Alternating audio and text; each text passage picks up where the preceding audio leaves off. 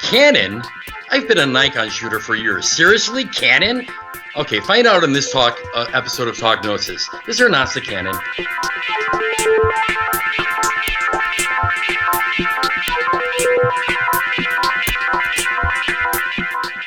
Well, Happy New Year, and welcome to Talk Gnosis for January 1st, 2014. Have to emphasize 2014 so I don't keep saying 13.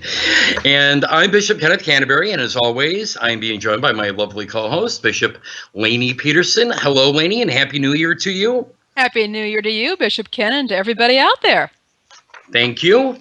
Well, we've got, I think, a very enjoyable show tonight, actually brought forward by a remark from one of our viewers. Absolutely. And tonight, we're going to be discussing the role of Scripture in Gnosticism. Sure. And it's interesting, as you brought up, Bishop Ken, when we did our very first show about that verse in 2 Timothy, or is it Timothy 2, the book 2, right.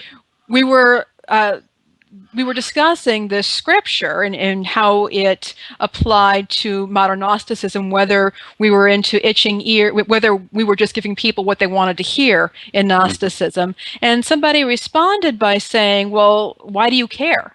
You know, just throw out the whole canon. You don't have to worry about what somebody in the Pauline epistles have to say. And it got me thinking, is there such a thing as a Gnostic canon? Do Gnostics have any business claiming a canon? So what do you have to say, Bishop Ken? Well, God, in actuality, I think this is a very difficult discussion to be having, because there are, I think, a variety of different inputs on this. On one hand, you've got many within the Gnostic schools who make the claim we are not dogmatic. We do not want to limit what people's beliefs are. And I would argue as a Gnostic that Gnosis is an internalized process, that there is no scripture, there is no teachings, there is no magical formula that I'm going to impart upon you that's going to impart Gnosis. But what I will say on that is that I do believe that the ideas of canons or of Gnostic scriptures, given us a framework for us to be able to communicate in, I think for lack of a better phrase, and I think it also gives us various mythos of various cycles of way of explaining things that can help to open up our eyes to the possibilities of Gnosis.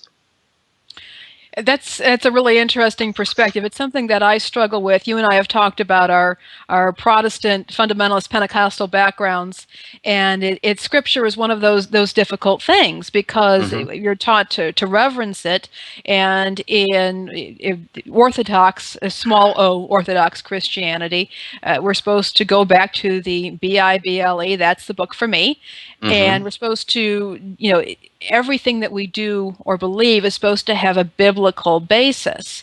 And as you point out, though, Gnosis is very much an internal process and is certainly outside the church.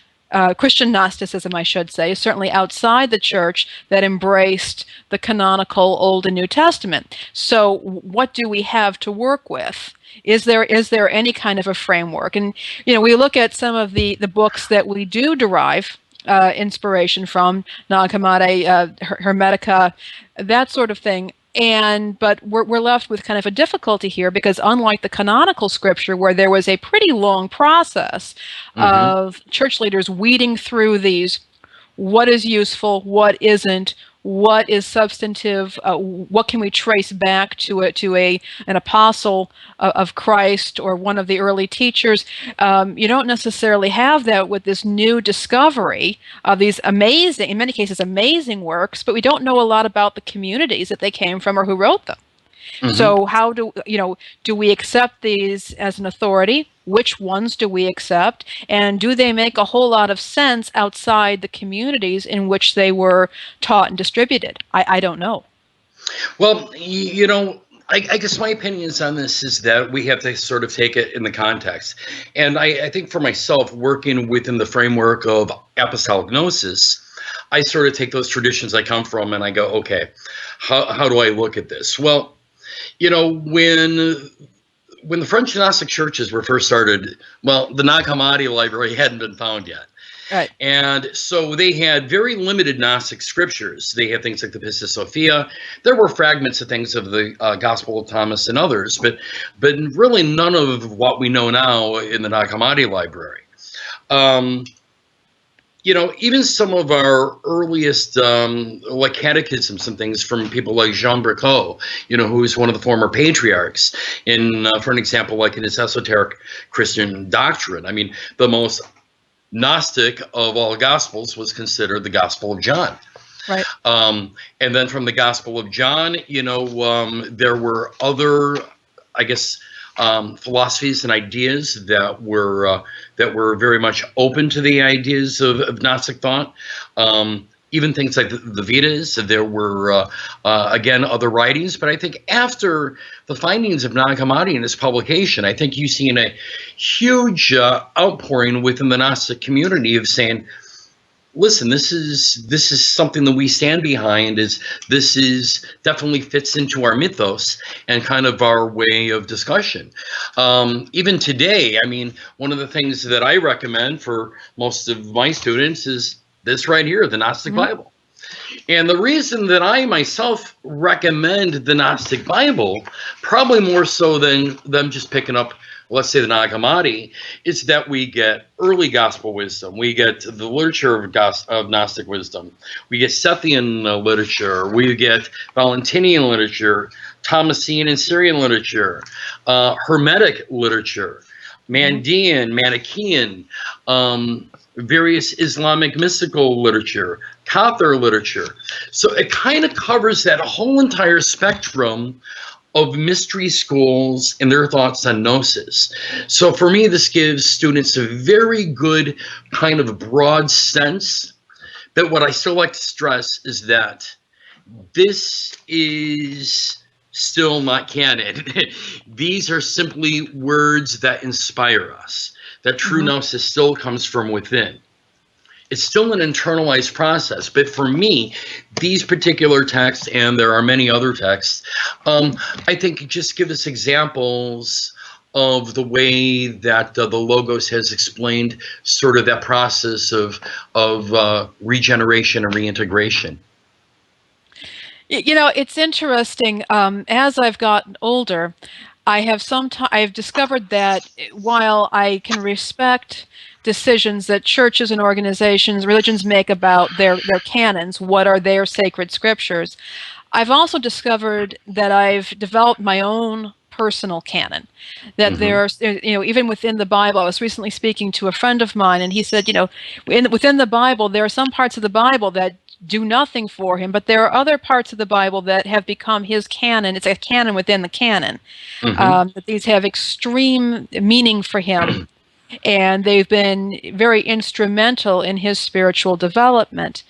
And I have found myself, and I'd like to hear about your thoughts on this, that some books have become a part of my canon. One of them is Philip K. Dick's Valis, which is, I think, well known to many modern Gnostics, because it was the author's kind of a autobiographical description of his own experience of Gnosis, which was pretty earth-shattering and kind of destroyed his life in many ways. But what I have found is that every time I have faced a major crisis or change in my life, and usually my changes involve a crisis, I end up reading Valis. And it is something that touches me on a level that it's hard to express. I can read it intellectually. I can apply what I know about various religious traditions, but it's almost like a back door into my spirit. It does not go along the normal pathways when I'm reading that book. There's something in that book that changes me. Another would be the Dune series by Frank Herbert. Particularly some of the earlier books. There's something there that it causes, for me, it's whenever time I read it, something else comes up for me. It's a different kind of a shift in me. And I found that of course, in the Bible and in some of the Gnostic scriptures. Thunder Perfect Mind is one of those books that I read, and it touches me in ways I can feel something different, but I could not actually explain to you what it is. Do you find that you have some books that are not necessarily sacred scripture, or certain parts of scriptures that are part of your personal canon? Oh, absolutely. And I think, though, before I get on that, let me just hit one of the points that you were saying. And I think, to me, this is a key point, is that things that are basically transcendent that you cannot even really put words to. Because, to me, the idea of Gnosis is something beyond words. And once we start putting words and limitations on it, we start limiting what it is. I've had a discussion with someone recently kind of on the idea of deity, and whether us Gnostics believe in a feminine deity or a masculine deity. And it's like, neither. My idea of deity is really kind of this non-being of full of potentiality that is neither masculine or feminine. Which for some, I think, outside this tradition is a hard one to wrap their mind around. But directing that back to then the idea of Scripture, I think that there are many scriptures that, for me, do become kind of that personal revelation of Gnosis. I find many that, even from the Old Testament, and specifically from like the Psalms, many of the Psalms, are just beyond kind of this transcendence experience. And especially if one gets into this like daily practice of like the liturgy of hours and chanting or praying the Psalms, that can be extremely transformative. Again, the books of wisdom, I think, can be extremely transformative. I would agree with the early Gnostic Church Fathers. The book of John, the Gospel of John, to me, is one of the most transformative books out there if one meditates, prays on it, and comes to this kind of point of silence and let just, some of that come within. Within the Gnostic scriptures, the book of Thomas is extremely meaningful for me. But now once I look outside of scriptures, there are certain books that I would still consider of a religious nature, but many of the writings of Father Thomas Merton are that way for me. Some of the early church fathers and some of the writings within the Philokalia are the same way for me.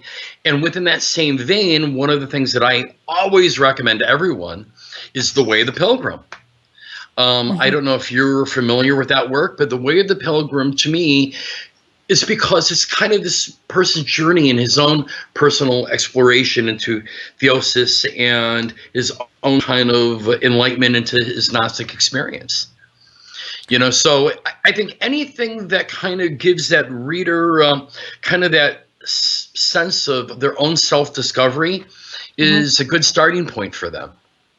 I think you touched on something also very important, Bishop Ken, and is that the act of simply passively reading a text is unlikely to do anything for a person spiritually. You're not going to achieve enlightenment through reading, but if you're willing to work with the text, and as you pointed out, meditating, reading it prayerfully, meditating on the text, rereading, and then I've talked about coming back periodically, even years later, to a text after there's been some development, and then suddenly it reads very differently in some cases, I find, because there's been some development, and it helps me to see more. But this is, when we're talking about the word here, we're talking about something that can trigger something, but it's not going to do the work for you.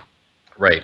And that's perhaps one difficulty with the notion of canon, is that if people expect this set of these books, a set of books to do all the work for them in developing people spiritually and in setting all the rules now and forever.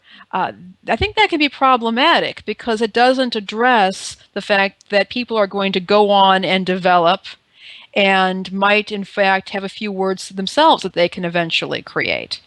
So we can't. When we're working with a scripture, it may seem irrelevant right now, but in time there may be something that you can learn from it after you've gone past that, worked a bit harder, and you can come back to it.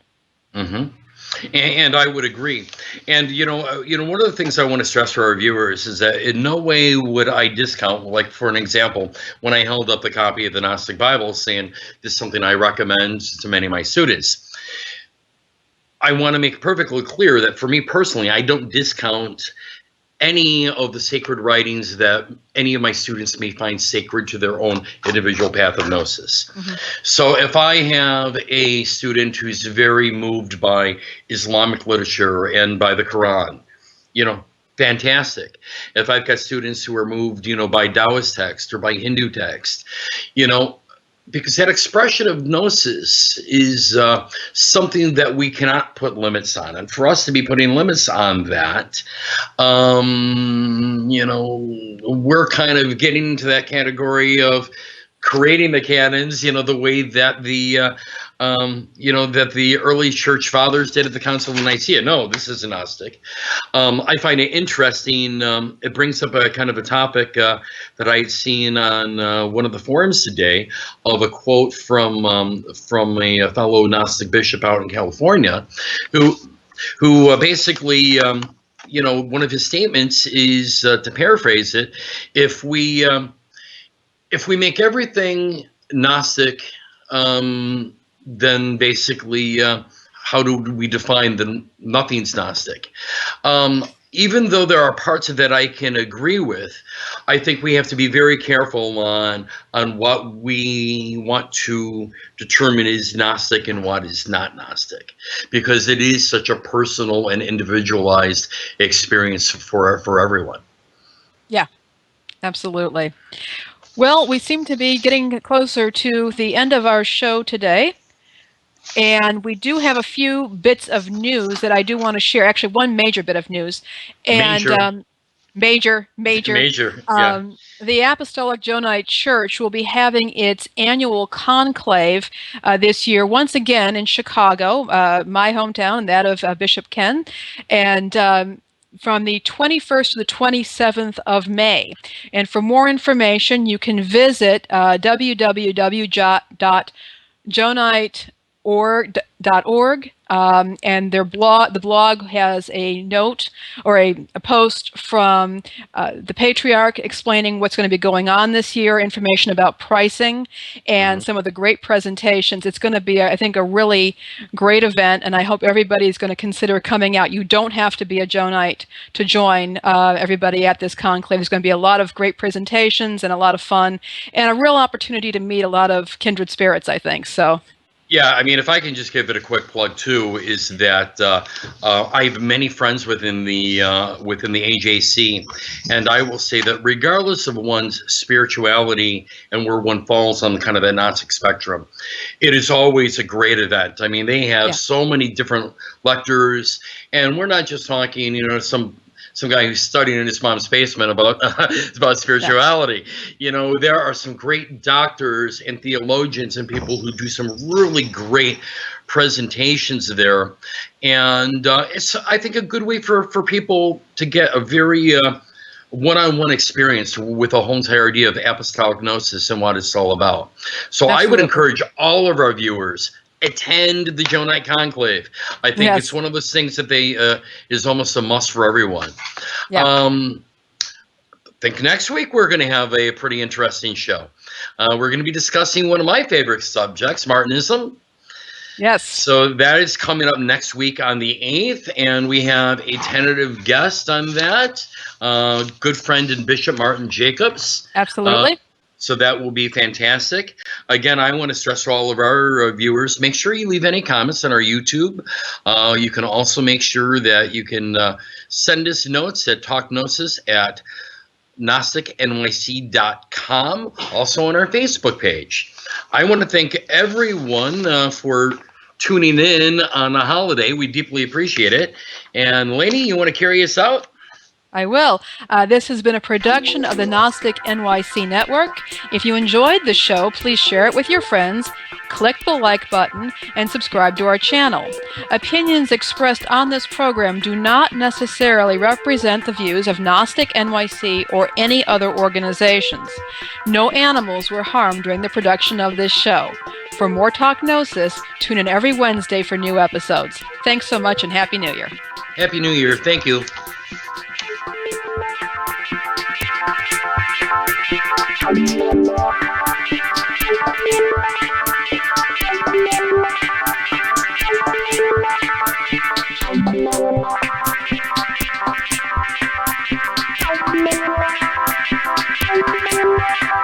Okay.